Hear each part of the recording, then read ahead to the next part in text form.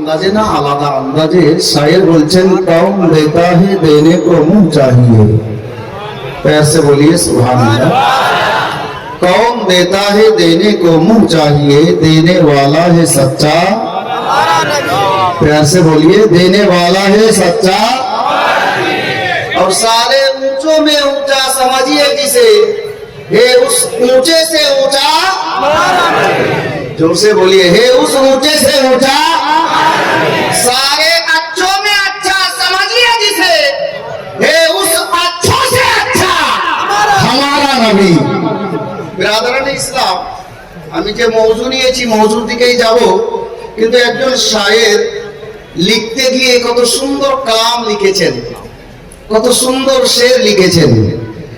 আমরা পীর তো অনেকে পেয়েছি, অনেকের নসিবে জুটেছে, কিন্তু খুশনসিব আমরা যে আমরা পীর পেয়েছি তো আলে নবীর সুরতে পেয়েছি। আলে নবীকে নিজের পীর ও মুর্শিদ রাহবার হিসাবে পেয়েছি, এটা আমাদের কিসমত, এটা আমাদের সৌভাগ্য। তো একজন শায়ের কত সুন্দর ভাবে লিখেছেন কি জানেন? আল্লাহু আকবার। ইয়া রাসূলুল্লাহ तेरी नस्ले पाक में है बच्चा बच्चा नूर का, और तू है आईने नूर तेरा सब घराना नूर का। तू है आईने नूर तेरा सब घराना नूर का। गुलामे कलीमी इसके बेलाली समात करूं। हजरत बेलाले हफ्सी रदियल्लाहु ताआला अन्हु नबी पाकेर पाका पुख्ता आशिक चाहने वाला दीवाना हजरत बेलाल नबी पाकेर इश्क, नबी पाकेर मोहब्बत। इश्क बोलते गিয়ে একটা শব্দ মনে পড়ে গেল, প্রেম ভালোবাসা। ভাই শোনো, প্রেম ভালোবাসা এর রাস্তা আলাদা, আর ইশক এর রাস্তা আলাদা। ইশক এর রাস্তা আলাদা। কেউ কাউকে প্রেম করলে সম্ভব আছে ভুলে যেতে পারে, কেউ কাউকে ভালোবাসলে সম্ভব আছে ভুলে যেতে পারে। কিন্তু কসম খোদার, যদি কোন লোকের সঙ্গে কোন লোককে ইশক হয়ে যায়, গলা চলে যাবে, উনি উনাকে ভুলতে পারবেন না। এই হালাত 1400 বছর পূর্বে আরবের মাটিতে উমাইয়ার বাড়িতে হযরতে বেলালে হাফসি নবী পাকের ইশকে পড়ে, নবী পাকের মধু মাখা কলমা পড়ে ঈমান আনলেন। বেলালে হাফসির সিরাতে পাথর চাপিয়ে দেওয়া হলো, বেলালের শব্দ বের হচ্ছে, আহ আহ শব্দ বের হচ্ছে। হযরতে বেলালকে বলা হচ্ছে বেলাল, মুহাম্মাদের কলমা ছেড়ে দাও, প্রাণে বেঁচে যাবে। বেলালে হাফসি ইশক বলতেছিল, এ উমাইয়া শোন, এ নালাই আবু জেহেল শোন, আমি বেলালকে আল্লাহ তাবারক ওয়া তাআলা শতবার দুনিয়াতে পাঠান, শতবার মৃত্যুবরণ করি, তো বেলাল আবার দুনিয়াতে তোমার আসার চান্স যদি পেয়ে যায়, তো বেলালের জবানে এটাই সানা হবে, লা ইলাহা ইল্লাল্লাহ মুহাম্মাদুর রাসূলুল্লাহ। হযরতে আমি বেলালের ইশক দেখে হযরতে সিদ্দিক আকবরের ইশক আরো জমে গেল। বেলালকে খরিদ করলো উমাইয়ার বাড়ি থেকে, নবীর কদমে দিয়ে দিলেন। বেলাল নবীর কদমে গিয়ে বলতেছিলেন, ইয়া রাসূলুল্লাহ जब तक बिके ना थे तो कोई पूछता ना था, या रसूलुल्लाह जब तक बिके ना थे तो कोई पूछता ना था, आपने खरीद कर मुझे अनमोल कर दिया। ये बेलाले हफ्सी जवान ছিল। अब গোলামে कलीमी, कलीमीর सच्चा आशिকের जवान শুনে कलीमी दीवाना বলছেন, या सैयदी मसरूर मियां जब तक बिके ना थे तो कोई पूछता ना था। कब बोलोगे?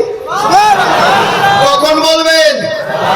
मोहब्बते हाथ तुले या रसूलुल्लाह, या कलीमी रंगे আসুন, या हुसैन, या रसूलुल्लाह।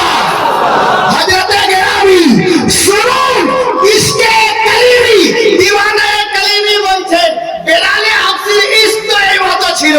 আর ইশকে কলিমি কিছু দিওয়ানার অন্তরে বেলালে হাফসির ইশকের ছিটা পড়ে গেছে। হযরতে বেলাল রাদিয়াল্লাহু তাআলা আনহু ইশকের ছিটা তার দিলের মধ্যে পড়ে গেছে। ওনার জবান থেকে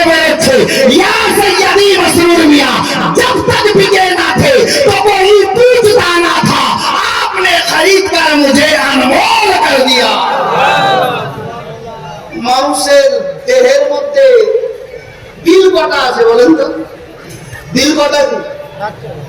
দিল দুটো আছে না তিনটা? হ্যাঁ, একটাই। সত্যি একটাই দিল? আল্লাহু আকবার। এই দিওয়ানা শুনো, হযরত বেলালের কথা যখন চলে এলো, আমি ওদিকে গেলেই 1 ঘন্টা কেটে যাবে। চট করে 1 মিনিটের মধ্যে দুটো কথা শুনেন। আমরা নবীর মহব্বতে, নবীর প্রেমে, নবীর ঘরে দিব তো দিব কি? নবীর আল্লাহর নিকটে দিব তো দিব কি? দেওয়ার মতো তো কিছুই নেই। মানুষের আপন বলতে আছে কি? এদিকে দেখা, এদিকে দেখা। আপন বলতে কি আছে? জমি, আপনি মরে দেখেন আপনার ছেলে হবে।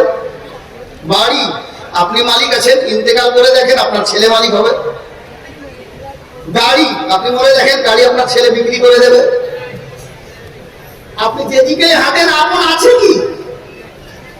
হযরত গেলামি দিওয়ানে কালিমি শোনো, প্রত্যেক মানুষের দেহের মধ্যে আল্লাহ তাবারক ওয়া তাআলা একটি করে দিল দান করেছেন। দিল দান করেছেন, দিল। আল্লাহু আকবার কবিরা। নবীর দরবারে গোলামে কালিমি ক্যাচ করিয়েন।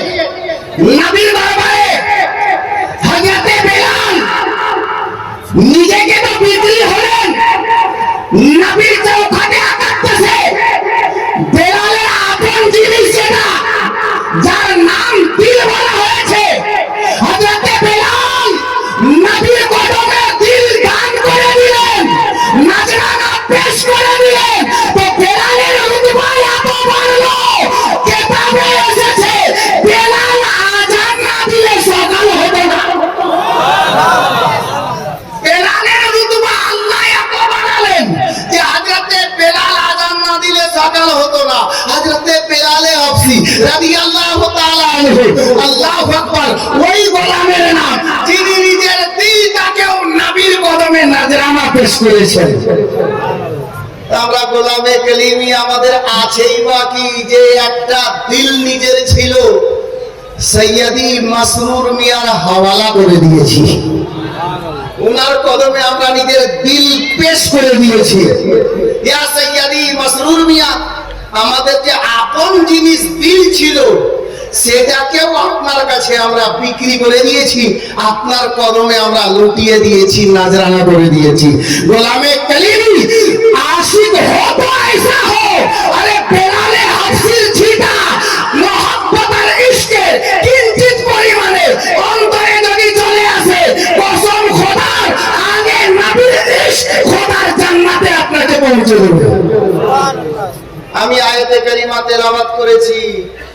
আল্লাহর কোরআন খুলুন, কোরআনে পাকের মধ্যে আল্লাহ বলছেন মুহাম্মাদুর রাসূলুল্লাহ।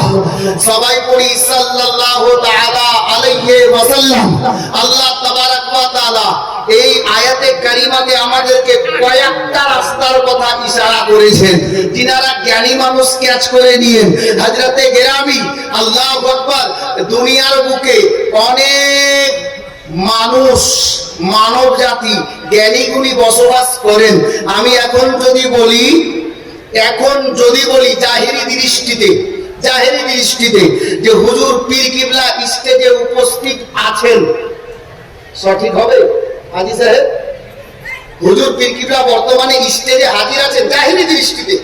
উনি তো দেখছেন ওখান থেকে আমাদেরকে যে আমরা কারা বসে আছি, এটা আমাদের আকীদা, ঈমান। জাহেরি দৃষ্টিতে উনি উপস্থিত নন, উনি এখানে হাজির হননি স্টেজে, মেম্বারে রাসূলে। যদি বলি যে উনি স্টেজে হাজির আছেন, এটা কি ঠিক হবে? ঠিক হবে? ক্ষণিক্ষণের জন্য জাহেরি দৃষ্টিতে হবে না। কেন? উনি নেই, উনি খানকায় আছেন, আরাম করছেন বা কোনো কাজে ব্যস্ত আছেন। যদি বলি যে হ্যাঁ উনি আসবেন, তাহলে ঠিক হবে, তাই না? আসবো আসবো হয়ে আছে, আসবেন তাহলে ঠিক হবে। আর এখন যদি বলি মাওলানা ওয়াফাজউদ্দিন সাহেব স্টেজে আছেন, ঠিক হবে না? এটা ঠিক হবে তো, যেহেতু আছেন। আপনারা শিক্ষিত মানুষ, আমাকে পড়াবেন, এরকম অনেক লোক এখানে আছেন। খেয়াল করেন, আমার দিকে আসেন, একটু ব্রেনটা হাজির করেন। হুজুর পীর কিবলা স্টেজে উপস্থিত নয়, আর যদি বলি আছেন তাহলে সম্পূর্ণরূপে ভুল হবে। যদি বলি যে হ্যাঁ আসবেন তাহলে ঠিক হবে।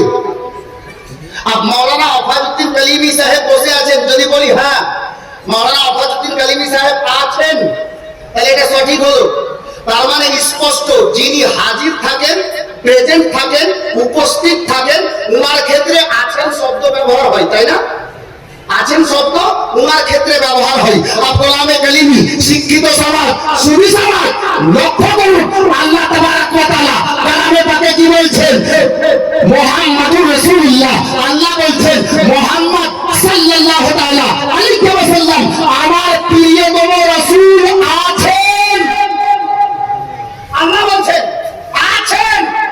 আর দুনিয়ার সমস্ত মানুষকে বলতে চাই, এটা কোনো মোল্লা বলছেন না, আল্লাহ বলছেন আছেন। আল্লাহ বলছেন। আর দুনিয়াতে কোন লোকের নবী বলতে পারে আমাদের নবী হায়াতুল নবী, জিন্দা নবী, কালো আছেন, আজও আছেন, তা কিয়ামত আছেন। আমাদের নবী জিন্দা নবী, আমাদের নবী মরেন নাই, আমাদের নবী জিন্দা আছেন। আল্লাহু আকবার। আব আসুন মুহাব্বতে রাসূল শ্রবণ করুন। মুহাব্বতে রাসূল, আমরা নবীর নুরানি মাহফিলে বসে আছি, হাজী সাহেবগণ প্রেজেন্ট আছেন, উপস্থিত আছেন, হুজুরও শ্রবণ করছেন। এটা আমাদের খুশনসিবি যে আমরা মুহাব্বতে বসে আছি, হুজুর শুনছেন, আমি দাঁড়িয়ে বলছি, উনি শুনছেন। এটা ওনার মুহাব্বত আমাদেরকে এখানে হাজির করেছে। আর চলুন মদিনার সরজমিনে আমাদের নবী জিন্দা, তার প্রমাণ এ তো অহরহ আছে, অহরহ আছে। আতায়ে হিন্দাল ওলি হুজুর সৈয়দি খাজা মাসউদ মিয়া কালিমি, ইনশাআল্লাহ ওনার সামনে যাচ্ছি। আর আতায়ে রাসূলের দরবারে চলুন। 800 বছর আগের ওয়াকিয়া, নবী পাকের পর্দা করা কত কত কত বছর হলো? 1400 বছর প্লাস। 800 বছর আগে হুজুর খাজা গরিব নওয়াজ মদিনা মুনাওয়ারাতে পৌঁছালেন, হাজিরি লাগালেন, নবীর দরবারে সালাম পেশ করলেন। তো নবী পাক কবরে আনোয়ার থেকে খাজা গরিব নওয়াজের সালামের জবাব দিলেন। সুবহানাল্লাহ। হযরতে গিরামি, अब একটু আগে চলুন। খাজা গরিব নওয়াজকে হিন্দুস্তানের রাজা বানিয়ে মদিনার তাজদার, আমেনার নয়ন তারা, বেসাহারার সাহারা, আব্দুল্লাহর লাখতে জিগার, আল্লাহ তাবারক ওয়া তাআলার প্রিয় পয়গম্বর, নবীদের সরদার, ইমামুল আম্বিয়া মদিনা থেকে সনদ দিয়ে হিন্দুস্তানের বাদশা বানিয়ে হিন্দুস্তান পাঠালেন। এখান থেকে স্পষ্ট নবী আমার জিন্দা আছেন। কবরে আনোয়ার থেকে ইন্তেকাল করার প্রায় 600 বছর হয়ে গেল। 500 বছর পরে 600 বছর রানিং ছিল। গরিব নওয়াজকে কবরে আনোয়ার থেকে হিন্দুস্তানের রাজা বানিয়ে হিন্দুস্তানে পাঠালেন। নবী পাকের ইন্তেকালের পরে মদিনা মুনাওয়ারাতে আহাদ সালি পড়লো। আহাদ সালিতে কি হয়েছিল? মদিনাতে বহুদিন ধরে বৃষ্টি হয়নি, পানির অভাব হয়েছে। আপনার কুয়ার মধ্যে পানির অভাব, কুয়ার মধ্যে পানি পাওয়া যাচ্ছে না, নলকূপ তো ছিলই না, ইনারাতে পানি পাওয়া যাচ্ছে না। প্রয়োজন মাফিক পানি না পাওয়াতে মানুষ পরেশানে পড়ে গেলেন। হযরতে গিরামি নবী পাকের বেশ কিছু সাহাবীগণ আল্লাহু আকবার কবিরা বা হায়াত বেঁচে ছিলেন। ওনারা কি করলেন?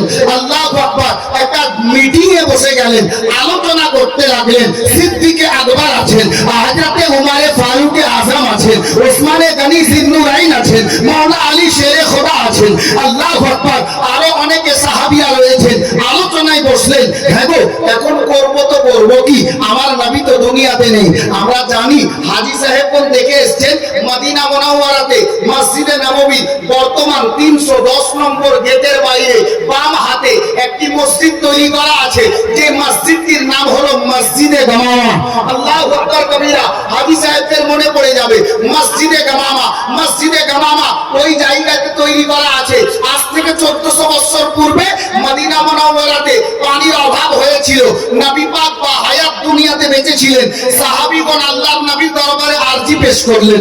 নবী পাক হুজরায়ে আয়েশা থেকে বেরোলেন, মসজিদে নববী শরীফ থেকে বেরোলেন। মসজিদে গামামা যে জায়গায় বর্তমানে প্রেজেন্ট বা হাজির বা উপস্থিত আছে, ওটা একটা ফাঁকা জায়গা, খোলা আসমানের নিচে।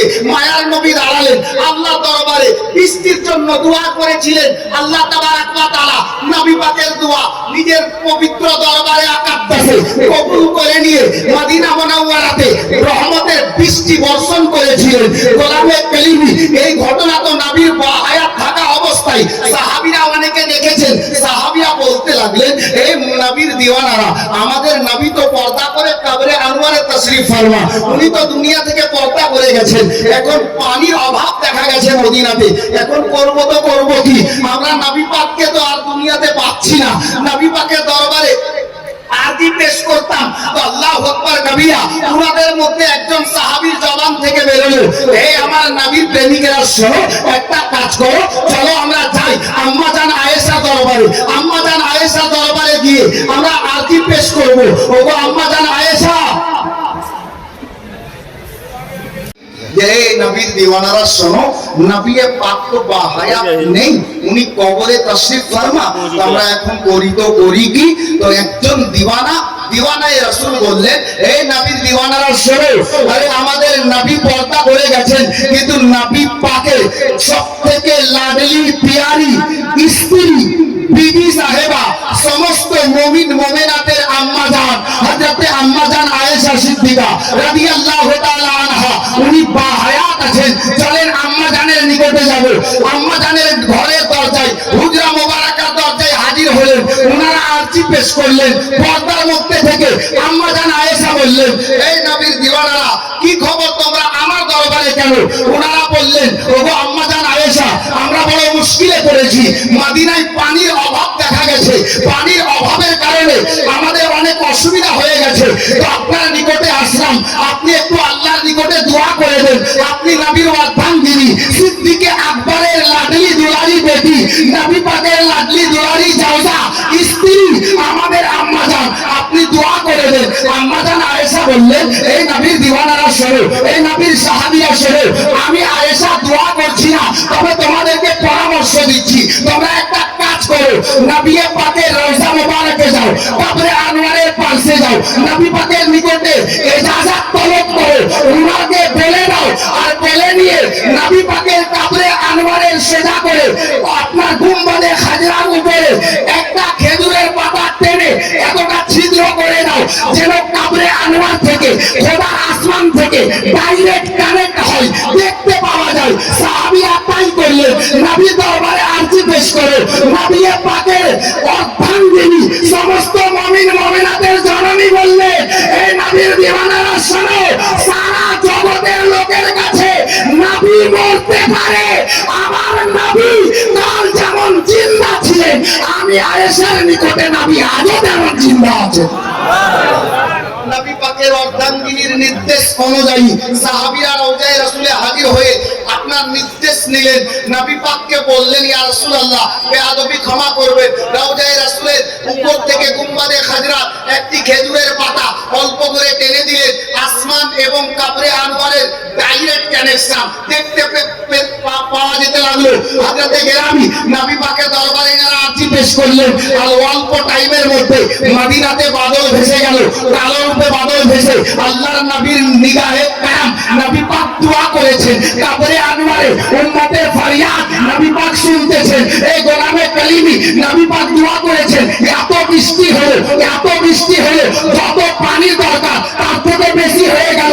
আর নবী পাকের দিওয়ানারা আম্মা জান আয়েশার নিকটে গেলেন, দিয়া ফরিয়াদ করলেন।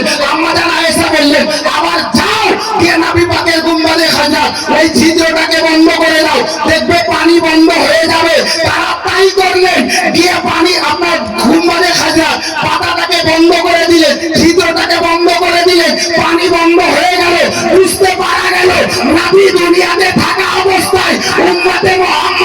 নিজের উম্মতের ফরিয়াদ যেমন শুনতেন, কাবরে আনোয়ার থেকেও নিজের উম্মতের ফরিয়াদ নবী শুনেন। বলুন আমাদের নবী জিন্দা নবী। আজকে আমাদের খুশনসিবি আলে নবী, ওই বাগানের পরস্ফুটিত ফুল আলে রাসূল আমাদের সামনে উপস্থিত। গোলামে কালিমি, আমরা চলুন এই পবিত্র মাহফিলে বসে একটা দিওয়ানায়ে রাসূলকে বলবো, আমরা আলে নবীকে পীর হিসাবে পেয়েছি। এটা আমাদের কিসমতের ব্যাপার। আজকে আমাকে কোন দিক থেকে কোনো ইশারা নেই, ভাই মোবাইল বন্ধ করো, কোনো ইশারা